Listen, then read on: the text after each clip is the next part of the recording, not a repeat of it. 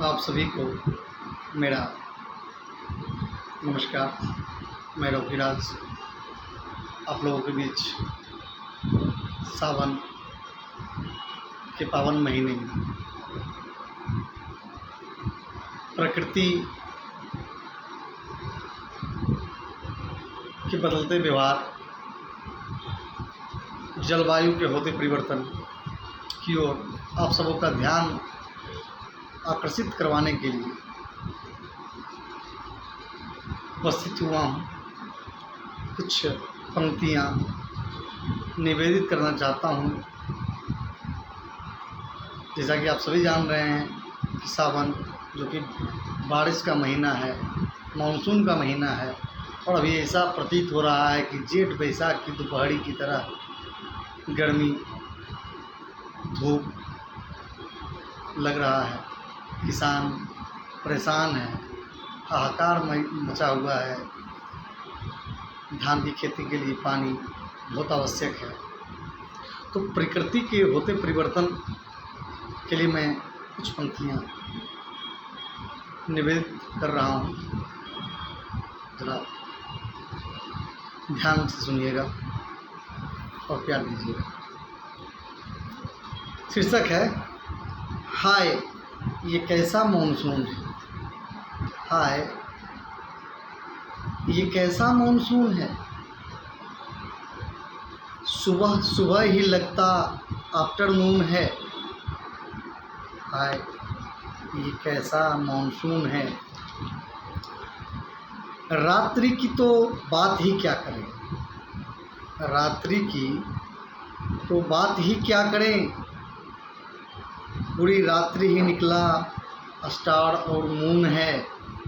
हाय ये कैसा मानसून है, सुबह सुबह ही लगता आफ्टरनून है। आधा भारत सूखा है, आधा भारत डूबा है। आधा भारत सूखा है, आधा भारत डूबा है। फिर भी देखो हाय देश के राजनेताओं को दिन रात सुबह हो शाम सिर्फ राजनीति ही सूझा है। हाय ये कैसा मानसून है, सुबह सुबह ही लगता आफ्टरनून है। कोरोना टाइम सुधरा था मानसून, कोरोना टाइम सुधरा था मानसून।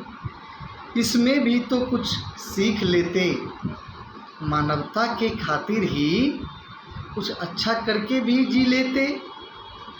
तुम्हें मालूम होना चाहिए कि प्रकृति सक्षम है खुद को बैलेंस करने को।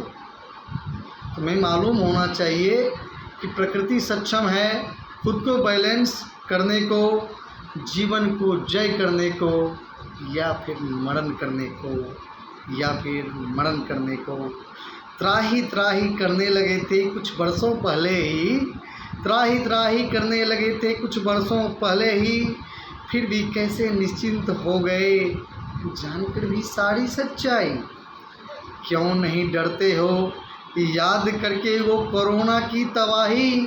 क्या याद नहीं आती केदारनाथ की वो विपदा भारी।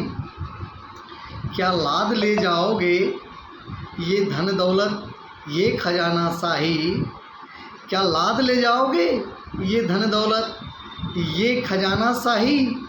माफ़ करना हे मित्र मैंने देखा है विभीषिका भारी। वंश रहते कफन ना मिला, वंश रहते कफन ना मिला, बेटा रहते ना मिला मुझको अग्नि। कैसे दिखाएं वो मंजर जब लाशों का पुल थी गंगा पे बनी। केदारनाथ की त्रासदी हो या कोरोना की कहानी, समय रहते मानते नहीं, करते रहते बस मनमानी, करते रहते बस मनमानी।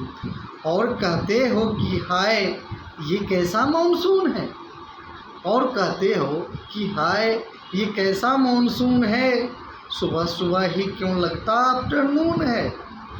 अरे इन त्रासदियों से भी कुछ सीख लेते, मानवता के लिए ही कुछ पल तो जी लेते। क्या सुनाओगे आने वाले नस्लों को अपनी शूरवीरता की कहानी। जंगल काटा, पीपल काटा और काट दिए नीम भी। नदियाँ पाटा, नाले पाटे और पाट दिए आहर पोखर भीम भी। बच्चों को सुनाए जाएंगे तेरी ये शूरवीरता की कहानी। उपजाऊ खेतों में अब सूखा पड़ता, पर मरुस्थलों में होती वर्षा भारी। दाने दाने के लिए तरसा दोगे, तुमने रची हो ऐसी कहानी। एसी कूलर फैन बनी अब तेरी मजबूरी की निशानी। फिर भी तुम्हें नहीं लगता पेड़ लगाना अब भी ज़रूरी है? फिर भी तुम्हें नहीं लगता पेड़ लगाना अब भी ज़रूरी है? सच कहें तो तुमने सिर्फ पेड़ पौधे और जंगल ही नहीं काटे, तुमने तो काट दिए हैं जीवन के डोर ही। जीवन देना चाहते हो यदि नौनिहालों को तो, कान खोलकर सुनिए, जीवन देना चाहते हो यदि नौनिहालों को तो अब तो चेतो और जागो भोरम भोर ही। पेड़ लगाओ, पेड़ बचाओ, नदी नाले आहर पोखर को भी जीवन देकर प्रकृति को अपना सच्चा मित्र बनाओ। फिर देखना अपने जो दोहा है उसका आखिरी पंक्ति निवेदित कर रहा हूँ। सार है पूरे दोहे का, इसको ज़रूर सुनिएगा।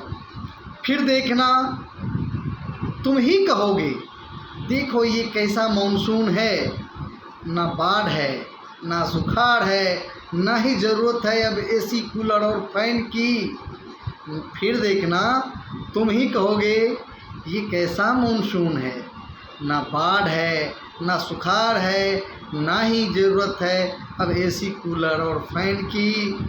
चहुओर फैली होगी बस हरियाली ही हरियाली, रोग दुख आपदा विपदा सब दूर होंगे। चहुओर फैली होगी बस खुशहाली ही खुशहाली, खुशहाली ही खुशहाली। आप सभी पाठकों को मेरा रोकीराज का प्रणाम। मैं कोई कवि नहीं हूँ, प्रयास किया हूँ अपने दिल की उद्गारों का, मन की व्यथाओं को आप लोगों तक पहुँचाने का। इसलिए अच्छा लगे तो लाइक शेयर जरूर करिएगा और कुछ त्रुटि हो तो कमेंट करके बताइएगा। आप सभी मित्रों को पुनः धन्यवाद। हमारे साथ महादेव का एक जयकारा करिए। नमः पार्वती पतये हर हर महादेव, हर हर महादेव, हर हर महादेव।